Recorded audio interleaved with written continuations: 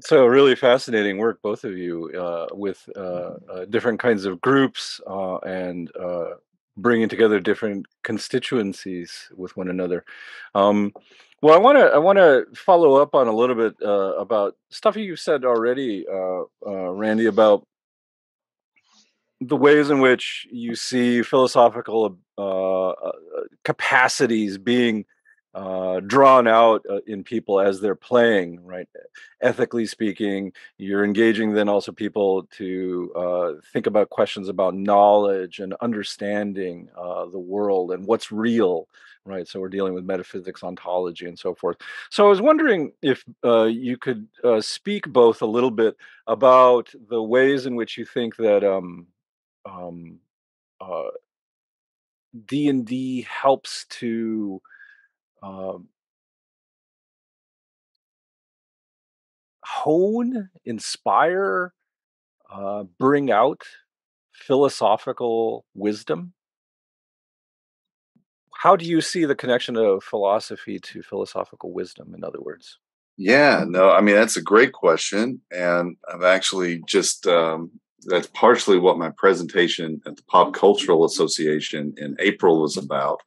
And I'm going to be representing it again, as well as, creating a proceedings article for the International Journal of Role Playing that's out of Sweden. They're doing a conference this fall, not attending in the flesh, but I will be doing a video presentation for that. And so I mean, I would say it like this: it can be transformative, and it may not be transformative, right? And I mean, either one is sort of okay. I'm definitely at a point in my life where part of my mission statement in being inclusive is trying not to be judgmental, trying not to shame anyone for the way they want to play, the types of characters they want to play, the stories they want to play. Even if it's something that I potentially find offensive, they may be really trying to process something psychologically. This game does provide a powerful format for that. A venue for that if people are consenting and wanting to do that. So role playing games can be played just for entertainment and escapism, and that's completely fine. We need games. You're talking about the pandemic. Uh, I started playing more role playing games than I ever have in my life during that. And to plug Georgetown College, my alma mater, and the value of a liberal arts education, I immediately remembered my history class where we read Boccaccio's Decameron, right? Where during the Black Plague, some nobles go to a manor and they tell each other stories to cope with it, to escape from it. But one of the great works of Renaissance literature.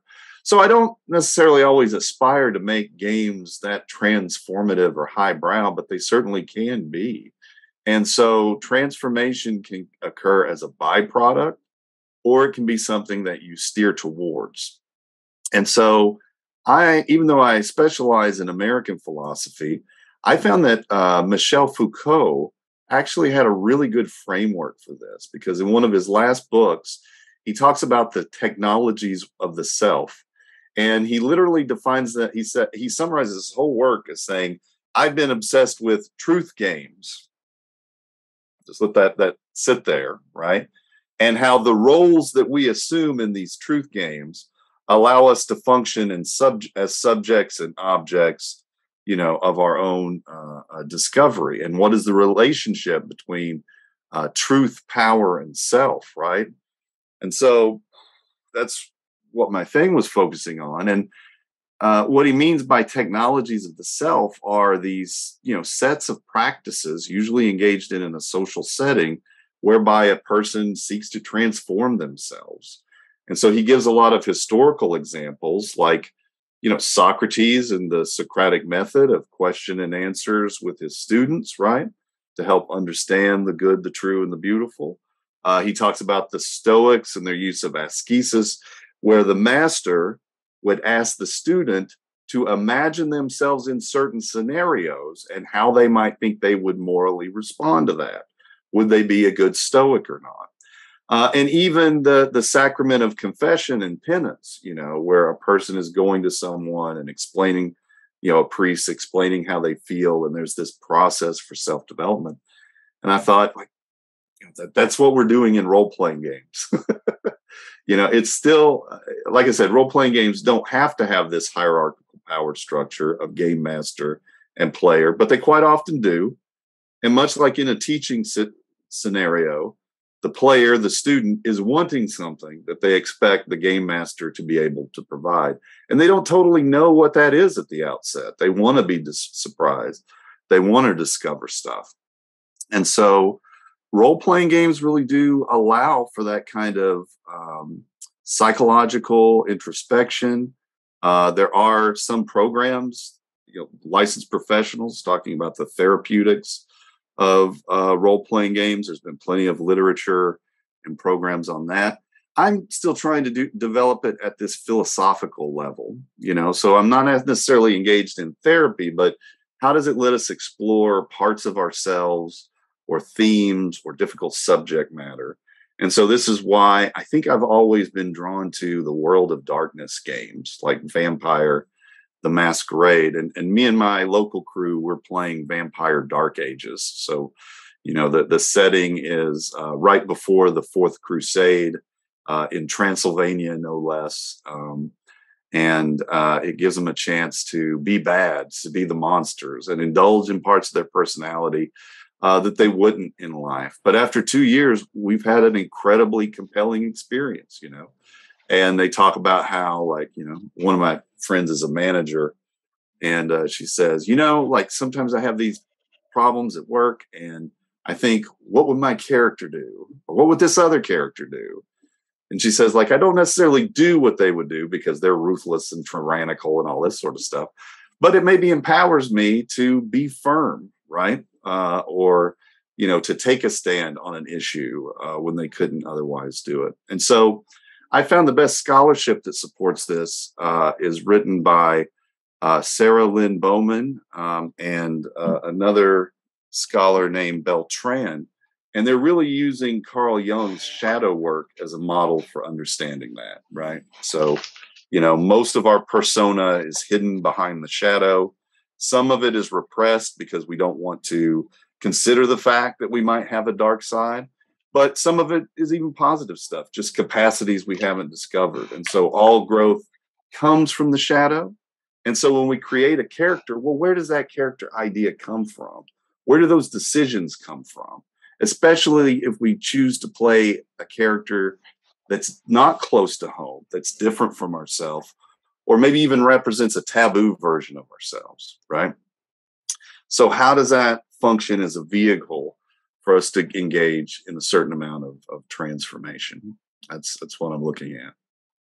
Yeah, that's fascinating. That's really, really fascinating. I see the appeal in that. I'm playing a solo role playing game myself called Ironsworn, and Mm-hmm. the character that I created to sort of just begin this system to sort of learn it is a young woman who's a religious zealot. Mm-hmm. And so I'm trying to figure out, like, what would it mean to embody this psychology, and what kinds of decisions would drive her to do what she does. And I did this partly because I wanted to push myself to, as you were saying, to do something that's not close to home, to sort of explore a different kind of psychology. But now I'm wondering, like, what's in my shadow that I'm trying to figure out the world through the eyes of a religious zealot. Yeah. So yeah, that's really fascinating.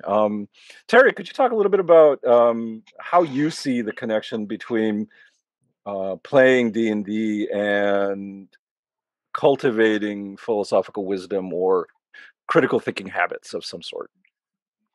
Yeah. First of all, I think everything Randy said was really brilliant, and I don't disagree with any of it. I think that's really awesome to think about. Maybe I am afraid of my shadow side, but I try to. First of all, again, like you said, if you want to play a crazy hack and slash, play a crazy hack and slash. Know that you're doing that, and sometimes I consume terrible pop culture just to have fun, and I'm not trying to be a school marm about things and say you can't do that. However, when I try and approach D&D philosophically, I tend not to approach it in the excavating your shadow side angle, although I'm sure there's value there. Um, the thing that's resonated most for me is the very kind of straightforward Deweyan idea of using D&D as a form of dramatic rehearsal, kind of like the ascesis comment that Randy said, and that's I think the most natural and easy connection between D&D and philosophy is, you know, how many cool hypotheticals do philosophers come up with? I mean, it would we would be here all day if we came up with all the different hypothetical conditions, from trolley cars to rafts to rings of Gyges, all that stuff. And so D&D, I think, lends itself, if the players consent, to being a great dramatic rehearsal, where you have to try and consider situations with a lot more granularity than I think you can get in just a general. Let me describe. Imagine if you found a ring. It's very different where the student has been playing a character for 8 hours and then they find the darn ring. Now they're really in it. So there's that. The other one, and this is something that I like about Adventurers League, and this is very very far from the let's dig into the id side, to the shadow side. Um, um, one of the gentlemen who runs the games here in Spokane, a great guy. His name is Bill Foreman. He's not a dad himself, and so he's an adult, and I love he whenever kids show up, he always gets a little bit nervous. And it's really funny because you can just tell he doesn't spend a lot of time with kids, but he has the sweetest way of talking to them. And he's run into very quickly the problem of two little kids show up and they immediately want to stab each other in the game. And he says this, and I love this phrase. I don't think he meant it to be this philosophically freighted, but he said, "We're here to be heroes. We're here to be the ones who help." That to me made me think about a Confucian ideal of having ritual be a what if scenario. And there's a wonderful, pretty recent book by Puett and Groslow called The Path. And it's a really wonderful engagement with Chinese philosophy, mostly Confucianism. And they talk about how the Confucian notion of ritual is not, at least as it was taught to me first, which was this extremely strict, stultifying, kind of lifeless, just do it because you have to, because it's a ritual. They really beautifully draw out the fact that these rituals were practice ways for you to refine yourself in your social interactions, because you need to have these rituals because life is hard and you're not always on your best game. And when you're exhausted and stressed, big surprise, the best you doesn't come out if you're used to tapping into the quote unquote real you. And they give a wonderful example. I'm home. I've been cooking dinner for 2 hours. The kids are kind of getting on my nerves. I got too many emails to answer. My wife walks in the door from her day of work. The real me is annoyed and tired and wants to say something snippy. But the best me says, "Hi, darling. It's so good to see you. How was your day? Take your shoes off. Relax. I got this." That's the ritual, even if I'm not feeling it, that I should maybe engage in. To connect the dots, I think that Dungeons and Dragons offers us all these wonderful what if rituals that encourage really good social interaction. And some of them, again, are fully baked into the game, like initiative order. I have thought about, and I really am this close to having an initiative order in my class when we have discussion, just to deal with the fact that the 20% want to raise their hand every time, and 20% never want to raise their hand. And initiative order. Let's wait our turn. Oh gosh, what a stultifying ritual. No, not really. Actually, it's a really good way to make sure everybody has an equal say and to level things out. And in teaching the class for the young kids at Satori, I was wonderful to see how initiative order was the thing that actually drew out, especially the shy kids, and gave the really impulsive kids that, hey, guess what? Your turn's not coming around for 6 beats. So you're going to learn to just take a breath. Yeah, I know you want to do 20 things. It's not your turn. There's 6 other people at the table. Wait, find the calm place, right?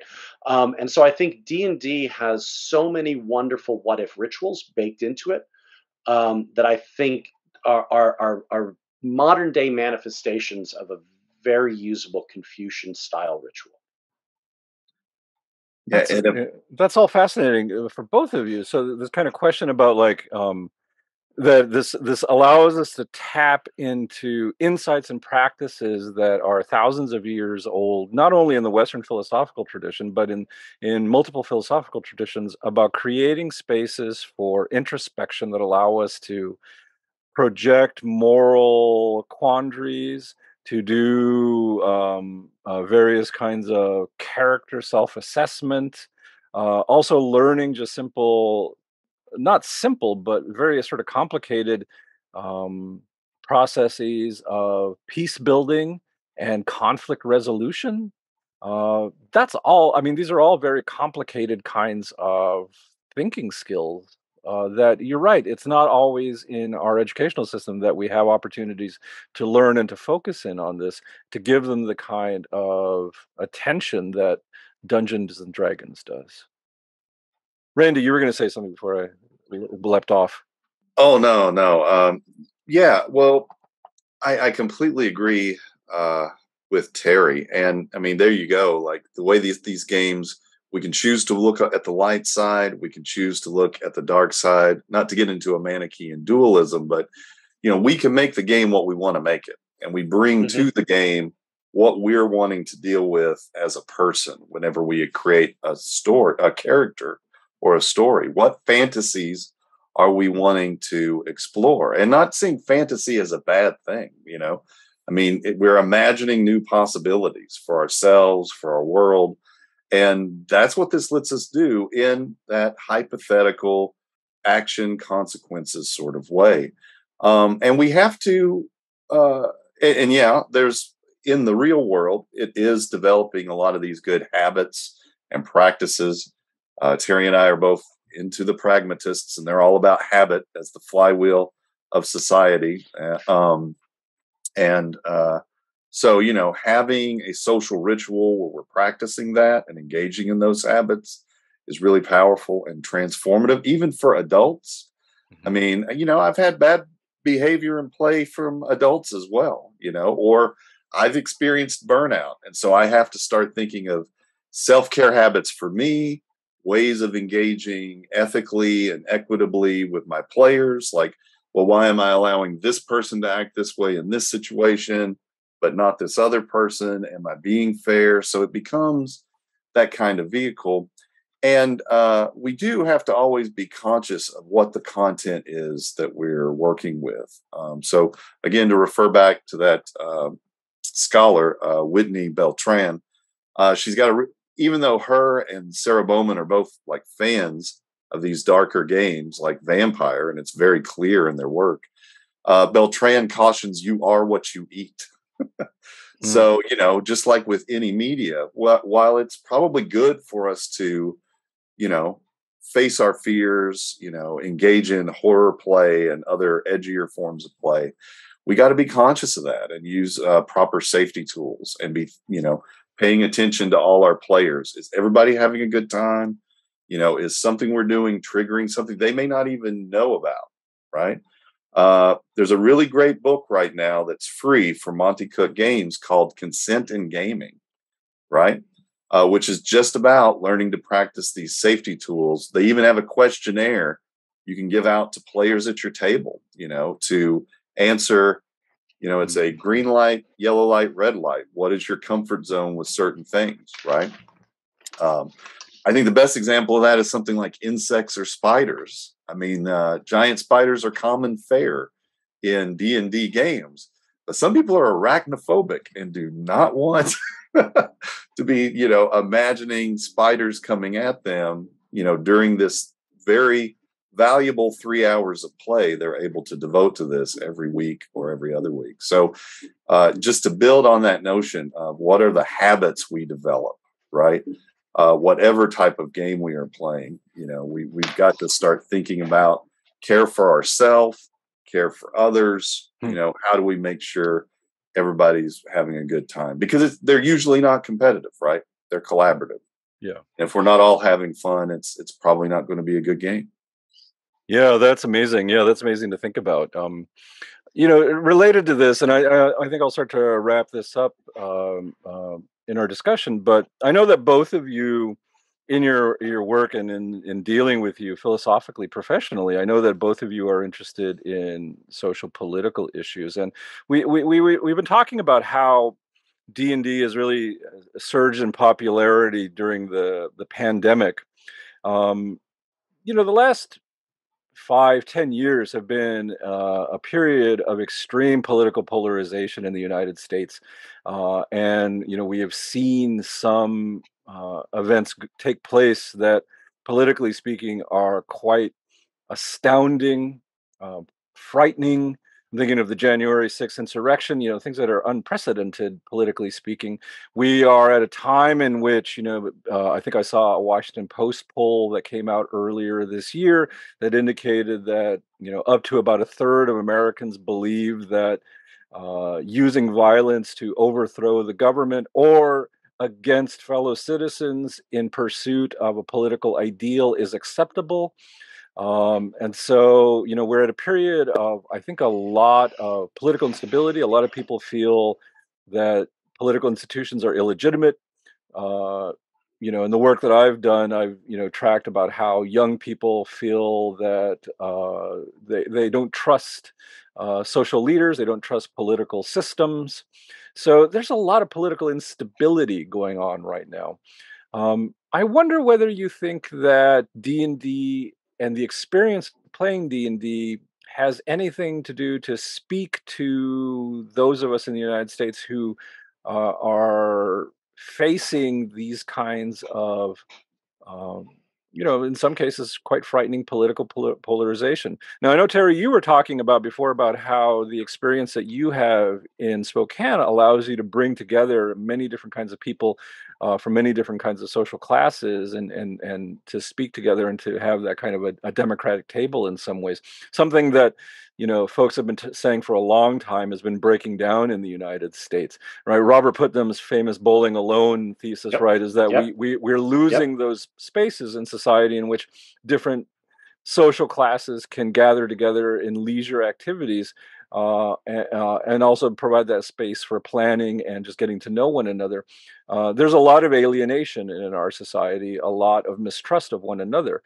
So, are there things that you think that we can learn from Dungeons and Dragons that might be useful in terms of habits, again, for democratic civic spaces and political participation in the world today?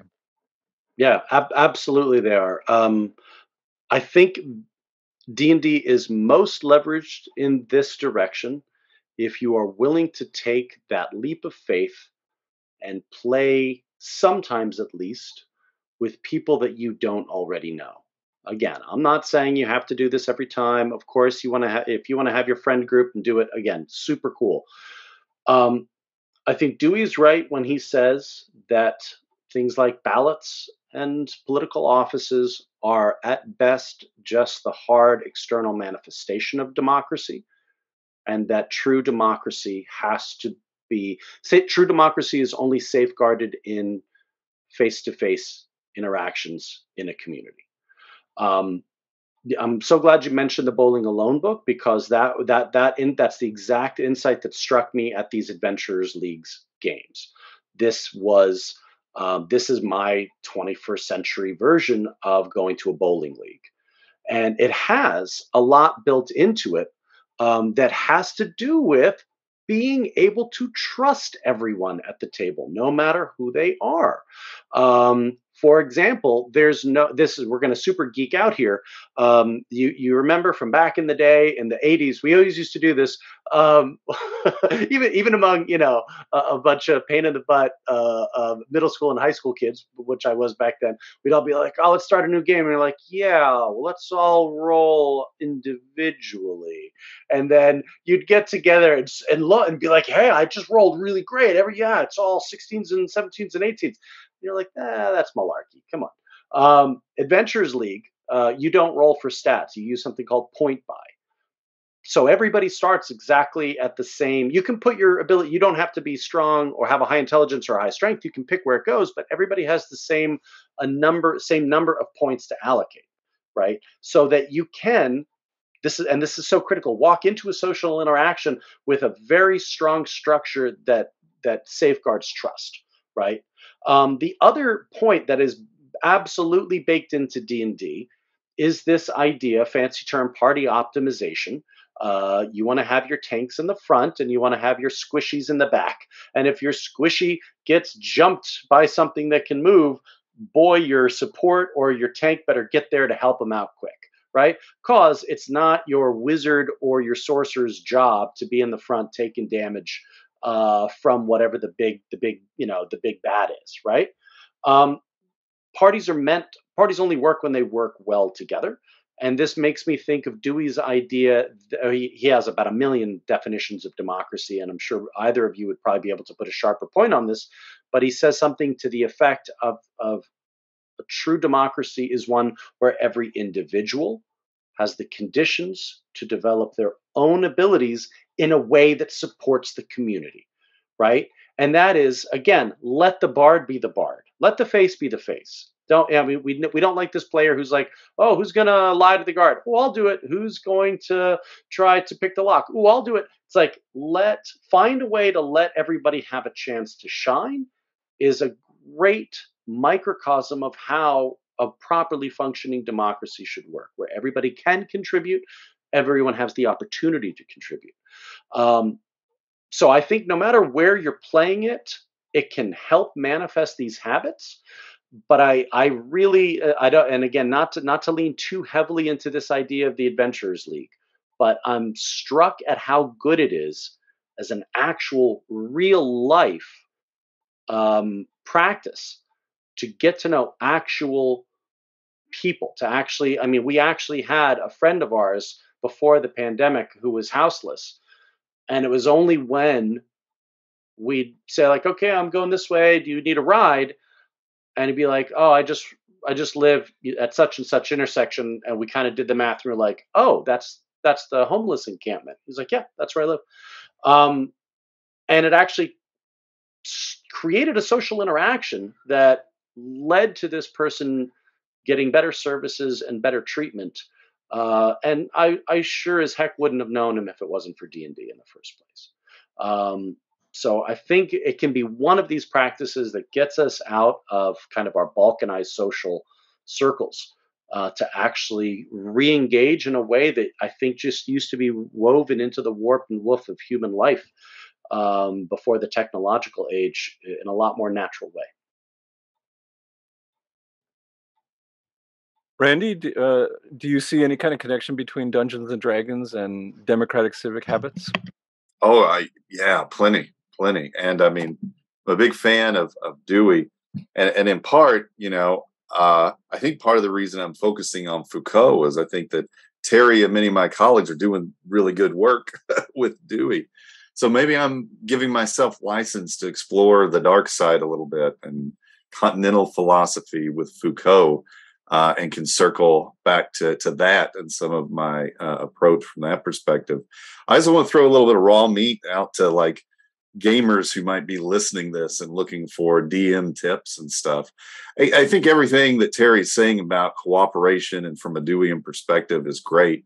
But I'm even noticing through our conversation, I keep coming back to the idea of subversion. And I like to play that way. I mean, I will notice, I want to break up like certain habits that people have and get them to think out of the box. So I'll notice the players who have played before will be like, well, I'm going to play a rogue because I always play a rogue and I know how to do that. I'm like, well, do you really want to play a rogue?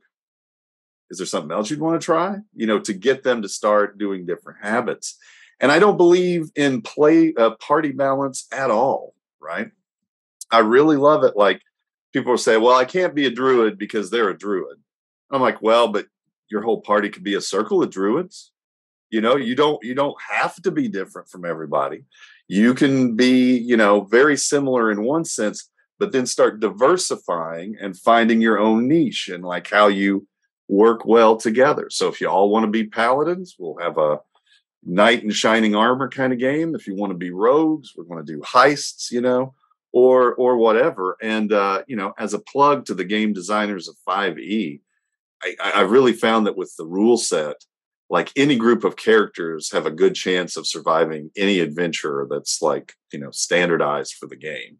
And it becomes even more interesting, when you got a bard that's tanking, so to speak, for people and out there in the front or something, some weird combination like that.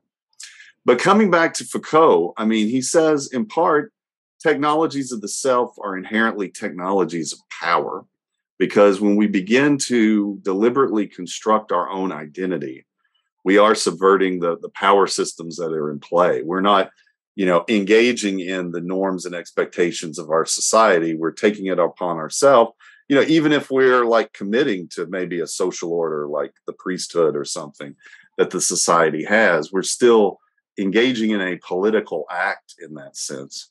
And one of the best blogs on this comes from a theorist named Joanna Kemper, who talks about weirding the self.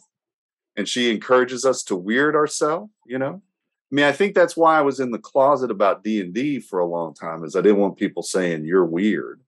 But like Terry said, the only way you can end up playing with people who are different from you is to kind of wear your nerddom, wear your passions on your sleeve, and start being okay with the fact that, like, if you're mentioning that you play Dungeons and Dragons at a board meeting, like, yeah, most of your peers are going to look at you like, we're not inviting him to the super secret social.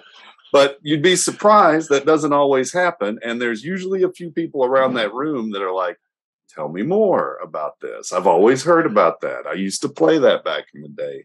So there's this political power that comes from playing these games and the communities that we end up developing from that.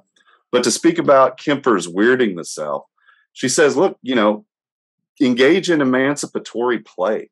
Deliberately play characters that you're not supposed to be playing in order to deconstruct, like colonize norms that you've internalized. So be the half-orc bard, right? Because, bards are usually supposed to be, sexual and beautiful, and maybe we don't think of orcs that way, but maybe there could be. Why couldn't there be, right? Play against these types. And clearly, since the origin of the game, this has been, I think, a very important tool of empowerment for people within the queer community. And that's becoming a much more like acknowledged thing. In fact, sadly, a lot of the tensions within the fan base is between, the grognards who remember the original game and the critters who follow Critical Role, which has a lot of, queer positive stories and people who identify as gay or trans, helping them to see how this can be a tool of exploration and empowerment in that way. But the game always supported this. I mean, we could have a whole episode on this.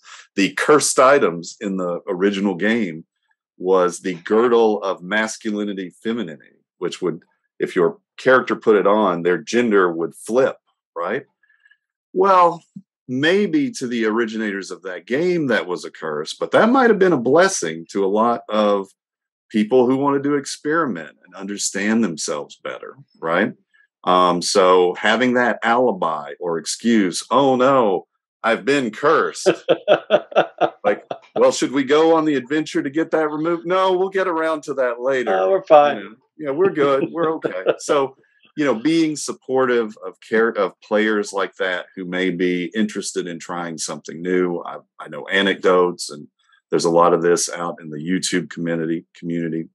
And then finally, I do think role-playing games have the potential to help us resist moral panics. One of my favorite books is Joseph Laycock's Dangerous Games. He's a philosopher of religion from UT Austin. And he's a fan of role-playing games, and he studied the Satanic Panic.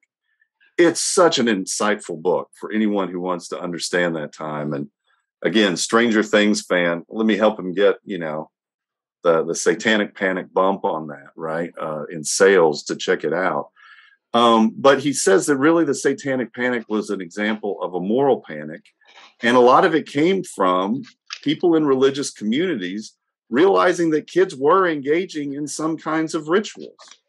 Now, these probably didn't have any actual mystical spiritual connection, but that ritualization, in fact, was dangerous to these communities. They had the franchise on that, right? And they didn't want to let that out. And so I think that's particularly important now because, we're in the middle of the QAnon moral panic. And many people in game design theory immediately pointed out, oh, this is an alternate reality role-playing game. This is an example of a LARP, live action role play, where people are seeding breadcrumbs in real venues that then players of the game are using to make certain connections. This happened a lot in the 90s with things like the Blair Witch Project, for example, right? It was an example of this viral marketing and this alternative role playing where there were a lot of things and clues appearing in media to help it become a more immersive experience. But that essentially QAnon is a alternative reality games that the players don't know that they're playing. And, we've seen that's been really powerful as quite probably a deliberate psychological operation in some ways, right?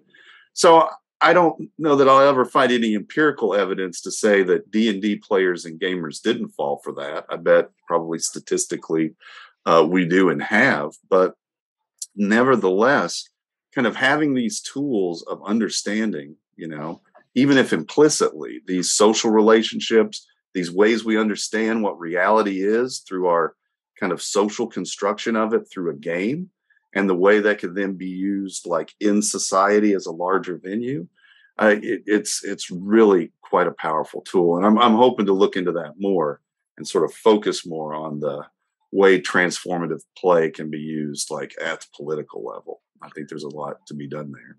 Yeah, I've seen a lot of sort of social commentary on blogs, mostly, where people were talking about the psychology of the people who were involved in the January 6th insurrection, referring to it as a kind of alt-right or right-wing LARPing. That for many of them, as you spoke, they fell into a world and understood alignments in different kinds of ways, and then started to engage in practices of acquiring equipment, acquiring gear, all the kinds of things that you begin with in your zero session in games, trying to imagine like how you're going to go out and into an adventure, and then you sort of find yourself in a locale where a lot of other people have been brought together, and then you are sort of let go. And so I've seen a lot of people bring that kind of analysis to what happened there on January 6th. So I think that idea of question about like, is there a sort of a larger psychology of role playing that can help us explain what's going on with a variety of different kinds of social political phenomenon right now? I think it's a worthwhile sort of thing to think about. One sort of thing I would throw out there to think about too, since both of you have brought up Dewey. I think that a lot of Dewey's writings too are about thinking about how to confront and combat fascism, which he understood not just as a political ideology, but as a set of certain kinds of mental practices about thinking about the political world. And he believed that fascism was really more about a kind of mentality that's closed to experience, that's about controlling the world in front of you. It's related to questions about moral panic, right? For him, I think fascism is a kind of a response to a moral panic. When you feel that values are in play and in transition, you sort of solidify a certain kind of mentality, and he calls that fascism. He wants to try to combat this with a kind of notion of what he calls democratic humanism, which is about imagination and being open to experience in all of the ways that you have been talking about today, getting outside of yourself, thinking about various aesthetic practices that get you to experience yourself in new ways and in new settings. He thinks this is all very important for the fight against fascism, and it's not just about military or political ostracization of foes, but really cultivating a certain kind of mentality in a populace, in a democratic polity, so that if you really want to deal with the fascists, you got to get people thinking imaginatively and having them have the habits of thinking imaginatively. And so, I mean, in some ways, right, if you want to think about Antifa, right, Antifa should be running a lot of RPG games, right? This should be a practice in that kind of in that kind of struggle. The book behind that has really sort of sponsored a lot of this thinking. I don't know if either of you've seen this. Is Nathan Crick's Dewey for a New Age of Mhm. Fascism. Fascinating book about this, but I think that many of the things that you've been saying here fit into the kind of thing that Dewey would recommend as part of the practices of combating fascism. No, I really thank you for that idea and connection, because I'm doing a Dewey seminar at Portland State right now, and for the last half of the term, they're reading Freedom and Culture and Nathan Crick's book. So I'll start, thinking about that more as I'm finishing up the final weeks of the class. Yeah, that's great. Well, good. We're merging together in our consciousness. And I um, think I think we see the same kind of thing happening inside D&D. Randy's mentioned the grognards versus the critters, and how there's the note. There's only one way to play D&D, and it's like this. Versus people who say no, there's actually infinite ways to play D&D. One of the ones, and I'll confess, this is my old fuddy duddiness. I'm super. I mean, I'm of course super open to issues about expanding notions of gender and sexuality and changing how we do race in D&D. One of my oldest fuddy duddy natures is I'm like, okay, I'm open to everything, but if we're playing D&D, we got to use the math rocks at least sometimes, and there's got to be one fight. I don't care if I'm fighting a Yeah. robot or a ghost or a painting that's trying to smother me or a carpet or something. Like, I got to fight something. And I went through a 6-hour game online that had no combat in it, and I was a little annoyed. I felt a little like, hey, this is not what I paid for, and it really took me about a day to realize, like, no, actually, this is a me problem. I needed to, like, why does D&D have to have combat in it? And instead, it made me reflect on my lack of openness. It made me reflect on the need to be a little bit more Deweyan and a little bit more open, and it made me regret the fact that I think I missed a new way of having fun, a new way of experiencing D&D that I went into with too narrow of a notion. So now what I try and do is I just try and be, and this came up with the consent conversation earlier in the conversation. Trigger warnings. Hey, there's spiders in this. Hey, there's issues of children being lost and stuff like that. Here's the safety tool we're going to use. So the one that I like using, I think Randy mentioned the color coded one. I'm colorblind, so I don't generally like those. But just say pause for a second. Literally, just say the phrase "pause for a second," and that stops the game. And then we say, "What's the deal?" Um, but just being transparent about what kind of game it is, and so that people know what they're getting into. But I think we see this exact fascism versus humanistic Mhm. democracy at play inside D&D itself, and the folderol over the book that I mentioned at the very beginning, the journey into the Radiant Citadel, Mhm. where you can imagine what some of the ugly responses to Gasp, a book written entirely by people of color. You can imagine who had a huge problem with that and how wrong that was. Mhm. Um, and also, but I think overall, how incredibly excited people have been to say, yeah, show me a new way to play D&D. Show me a new Yeah. world in which to play D&D. So we see the same struggle happening inside the game as a microcosm of what's happening all the time in our society. I have a quick point to make, if I may, and a few shout outs to people who are doing good work related to this subject. I absolutely share your bias, a bit as a hard bias, with regards to the importance of the math rocks.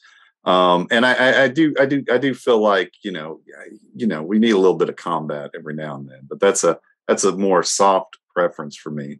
But I think that's the thing that actually makes it the game, is the ludic element of the randomness of the dice, or as Charles Sanders Peirce would say, the tychastic nature of the game. So we've got the structure of the rules, the randomness of the dice, and the agapism, the creative love of the players and the dungeon master. And it's something that emerges from those interplay of three things that is really incredible and special. And the thing that continues to be why I'm just addicted to D&D is surprise. Like, I never know what to expect. As a player or as a dungeon master, I can have a very thick idea of what I think is going to happen in a certain session. We get a dice roll that goes sideways. We're in uncharted territory. My hairs are standing up on my arms already because I'm getting goosebumps. I love that kind of stuff. And then, oh shoot, I'm blanking on the shout outs. Oh no, yeah. Shout out to anybody who's interested in some of the more boundaries of the way these games can be played. Definitely look up the Nordic LARP blogs, as well as the Transformative Play Initiative. A lot of really creative, out of the box ways of playing role playing games and taking them seriously. A lot of them, designed by queer authors of from BIPOC communities, etc. I mean, we're really in a renaissance in that regard, because the stories of the grognards are getting old, and I love grognards. Again, let's be really Dewey in here and not give in too much to these dualisms and dyads. We're all fans of this same incredible genre, and we need to work together, learn from each other, create community, and use the game and its tools to solve these problems, or to just have a lot of fun and to just try something different. So, but shout out to those in particular, because they're doing some really cutting edge and interesting stuff. And there's a lot of people out there doing it as well. Oh, we'll try to leave some links for folks in our either down below or in our notes that are attached to the podcast. But I want to say thank you so much to both of you. This conversation has been really exciting for me and fascinating. Sort of like with my work with Star Trek, I feel edified when something that I loved as a kid, I can find a new dimension with that actually touches in the philosophical, like professional sense, that I can sort of see these continuities. Now I can see why I think this stuff has always been important to me, not only just from a fun standpoint, but as a really sort of important kind of social practice. This has been really enlightening for me. So I want to thank both of you for coming today and to share some of this. And I hope that we can continue with some of these explorations elsewhere. Yeah, absolutely. I had a blast, and the beauty of Dungeons and Dragons is the game and adventures never end. And I think, as you can see, I definitely can talk about this stuff all day. So if there's an appropriate opportunity to do it again, I'd be more than happy. Yeah, absolutely. Joseph, thank you so much for having me on again. Randy, I learned so much from you. You guys are both so impressive, and it was a really great conversation. And yeah, I'm excited to make this more a part of my professional life in addition to just my social life, because I really think there's a lot of value in it. And it's like, and I appreciate, Randy, the Deweyan point of let's move past the dichotomies. And my gosh, we just need more fun in our lives. We just need more opportunities to relax, to limber, Amen. to limber up our ideas and set them aflow, as to paraphrase James. So Yeah. thanks so much for having me. Amen. When did imagination become taboo, right? Right. Nice. Well, thank you both. And for those of you who are listening to us or watching us on our channels, thank you for spending your time with us as well. Let us know your experiences if you have any with RPGs. What do you think in terms of the sort of greater ways in which these games can be not only fun but also perhaps transformative?